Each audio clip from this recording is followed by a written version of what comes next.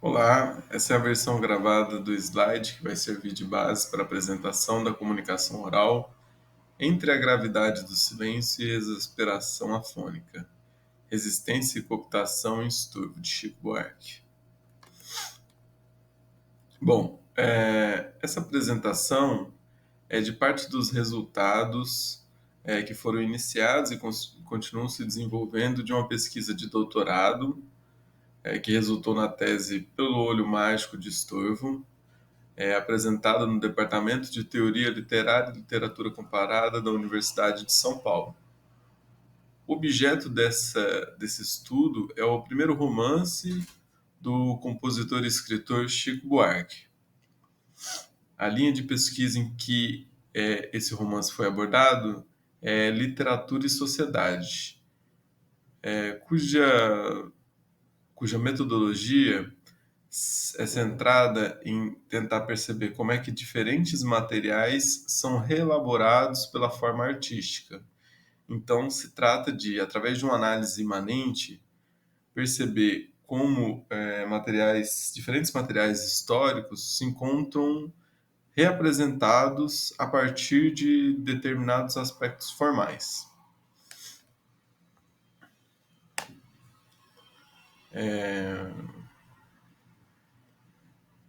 Esse romance do Chico Buarque ele foi escrito ali entre 1989 e 1990, tendo sido publicado em 91. E o presente da ação, ali onde a história se desenrola, ele é aparentemente redemocratizado, né? A história se passa, ao que tudo indica, em algum momento ali muito próximo do presente em que o próprio romance foi publicado, em que já havia terminado a ditadura civil-militar.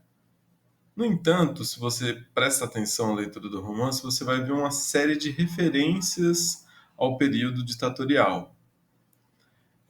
Uma das ideias que eu vou defender aqui é que essas referências elas não são fortuitas e não estão isoladas.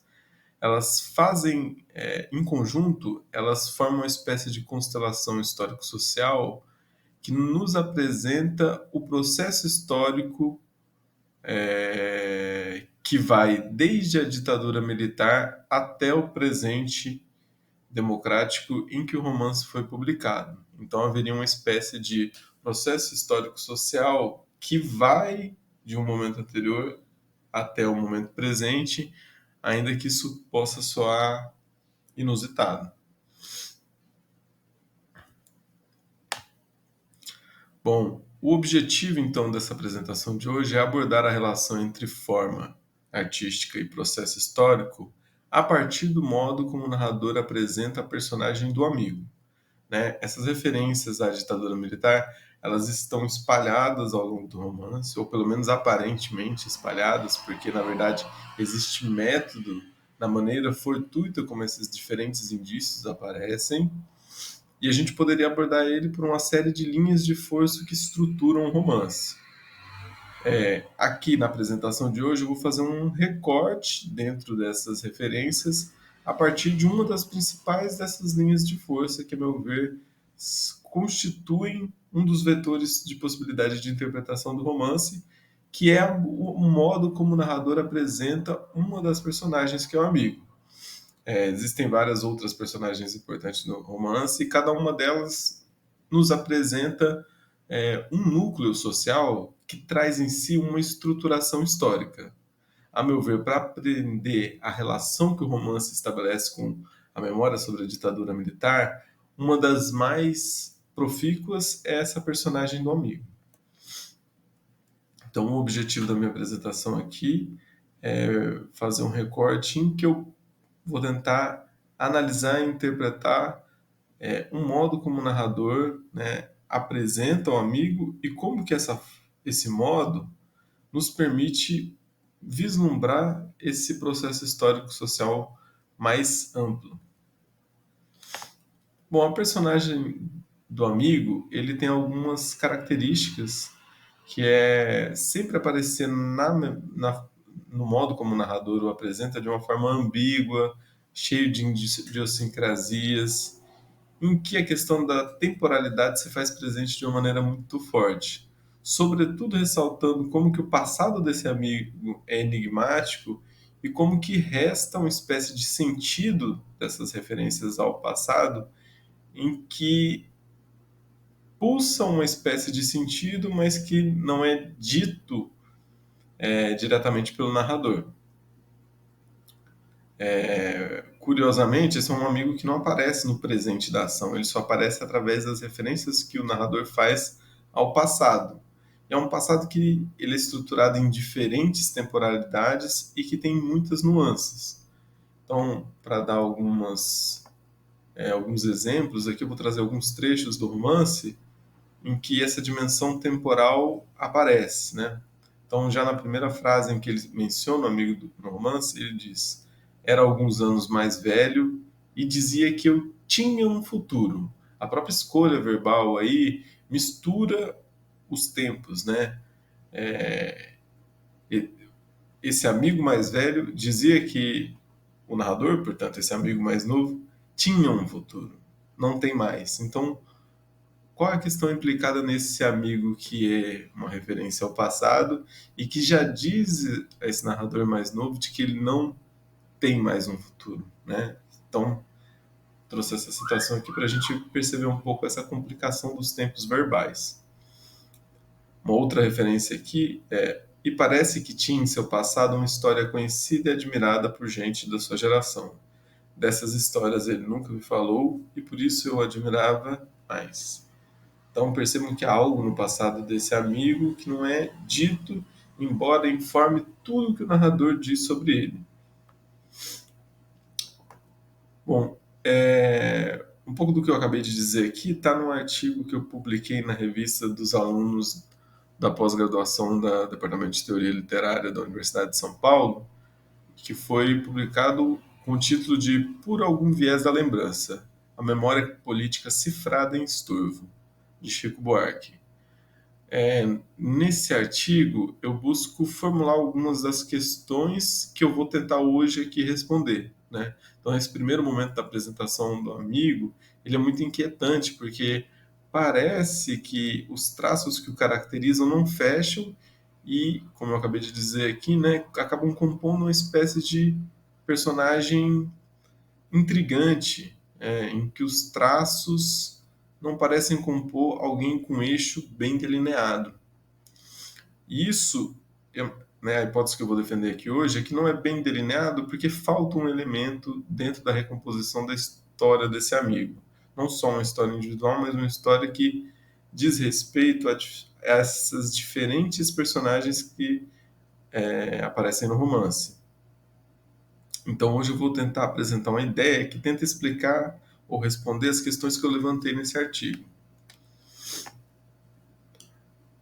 Então, meu objetivo aqui hoje é abordar um segundo momento da apresentação do amigo, em que a referência política deixa de ser cifrada, então esse amigo passa a ser caracterizado por um elemento político que ele não vinha de início na cena que eu analisei nesse artigo.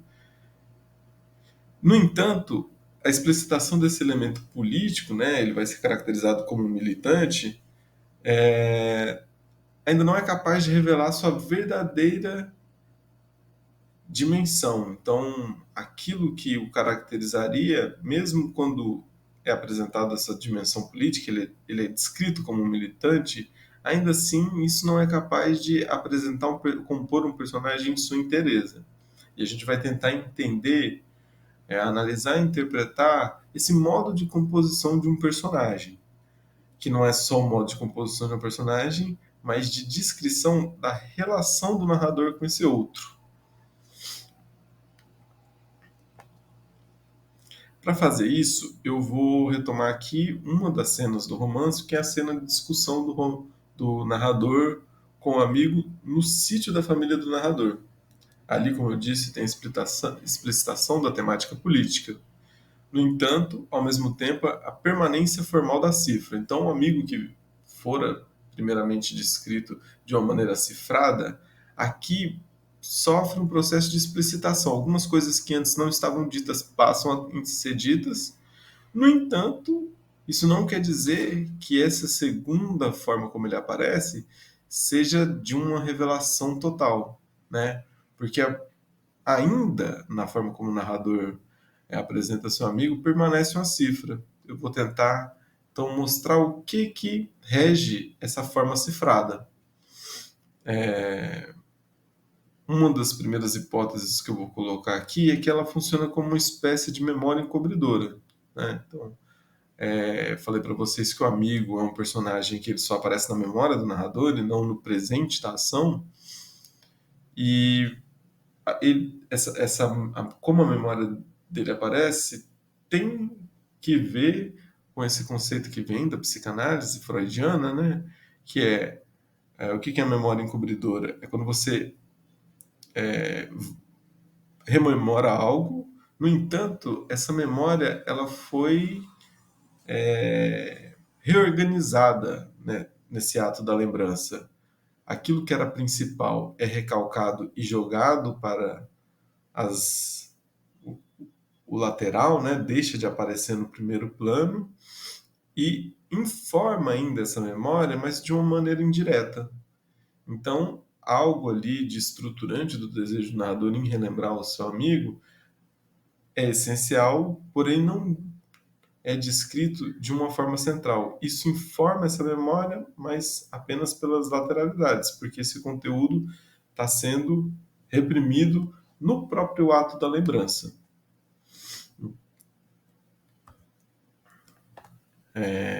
Agora eu vou passar aqui alguns trechos do romance e tentando analisá-los, vou tentar destrinchar esses elementos centrais da composição do amigo, que, a meu ver, quando o narrador busca descrevê-lo, ele, por causa da, da maneira como ele reprime a própria memória do amigo na lembrança, ele acaba deslocando esses elementos.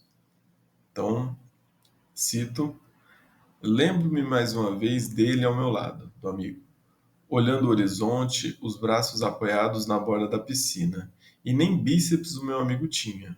Lembro-me do instante em que ele ergueu o copo, agitou o copo seco com a rodela de limão grudada no fundo e fez menção de se levantar para reforçar a caipirinha. Ameaçou trazer os pés à tona e eu os veria de muito perto, como eu vi anos depois os pés do morto.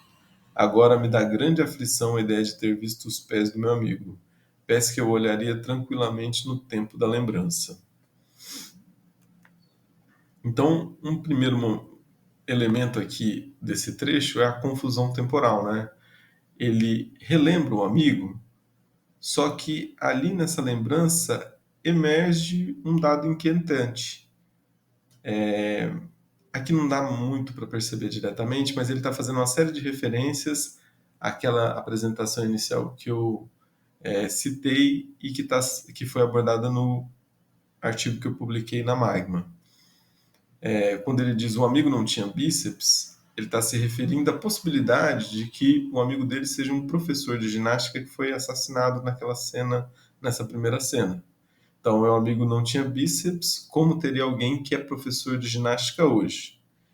E quando ele passa ali em frente ao prédio do amigo, que é essa primeira cena, existe o boato de que um professor de ginástica foi assassinado e ele pensa então que talvez esse professor de ginástica assassinado tenha sido amigo dele, que morava naquele prédio pelo qual ele está passando na frente. Então ele acaba confundindo as duas coisas. Nessa cena também, quando o defunto é tirado do prédio, ele vê o pé do defunto. Então por isso que na lembrança ele fica com medo de rever o pé do amigo, mesmo que seja no pé da lembrança, no tempo da lembrança. Porque ele tem receio de que ele identifique o pé do amigo na lembrança como sendo o mesmo pé que ele viu na cena em que o professor de ginástica foi assassinado. Então, existe essa confusão temporal, onde o passado mais recente, em que ele viu o professor assassinado, se confunda com aquele passado mais distante. E percebam que aí a ligação se dá através do assassinato, o que mais para frente vai ser importante para a nossa interpretação. Então vocês percebam que são duas cenas e elas são totalmente desligadas em termos de enredo, mas que se relacionam de maneira muito forte através dessa confusão temporal. Mais para frente, numa outra cena, é que é explicitada a temática política que eu mencionei aqui. Eu vou fazer uma paráfrase para não fazer uma citação muito grande aqui, porque a gente não tem tempo. Apesar do esforço do narrador em manter as coisas em suspenso, como fica claro naquela citação anterior em que ele vai reforçar a caipirinha do amigo, sem mais nem menos, o amigo irrompe e diz embriagado ao narrador: assim mesmo, você é um bosta. Também disse que ele deveria fazer igual o escritor russo que renunciou a tudo e foi viver com um camponês. Deveria inclusive abrir mão de suas terras, nem que para isso precisasse enfrentar sua família, que era outra bosta, como eram bosta toda a lei vigente e todos os governos. E foi se inflamando, gritando frases, arremessando pratos e cadeiras no pátio, no escarcéu que acabou juntando o povo do sítio para ver. Ele gritava: "Venham os camponeses", e os camponeses que vinham eram o jardineiro, o homem dos cavalos, o caseiro velho e sua mulher cozinheira. Mas os filhos e genros e noras dessa gente, com as crianças de colo. Várias vezes o meu amigo gritou: "A terra é dos camponeses", e aquele pessoal achou diferente. Então vocês percebam aí que tem um vocabulário marcado pela caracterização política, né? Um termo como camponês ele não aparece à toa na boca do personagem, muito menos em discurso direto. Então, algo se explicita aqui. No entanto, como eu disse antes, a forma como ele apresenta essa nova temática, ela continua cifrando algo. Né? Algo estrutura a cena e ela é de conflito, por isso a memória, a partir da qual o narrador retoma esse personagem, ela é crivada de conflitos, ela continua cifrando algo.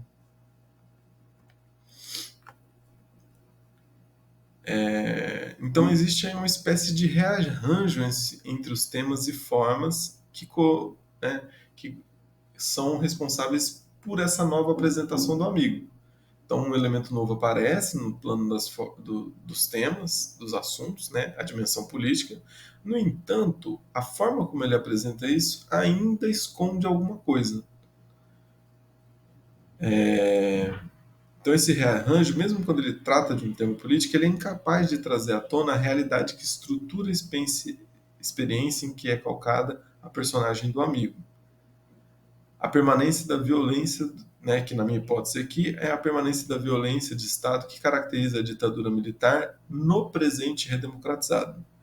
Então ali, quando ele vislumbra na ação do romance, no presente, né, naquilo aproximado a 91, quando a ditadura já havia acabado enquanto elemento mais direto da estruturação política, né, ou pelo menos assim aparecia,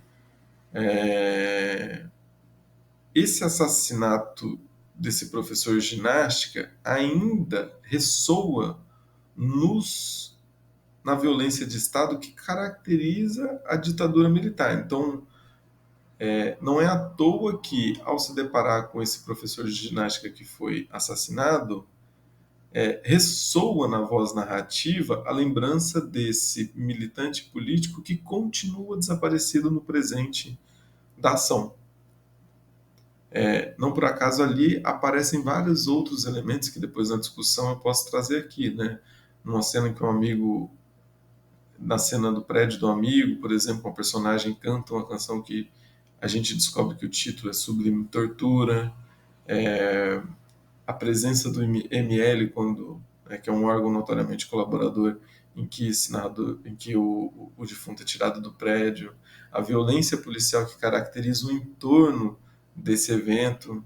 Então, são vários elementos que depois na discussão a gente pode retomar.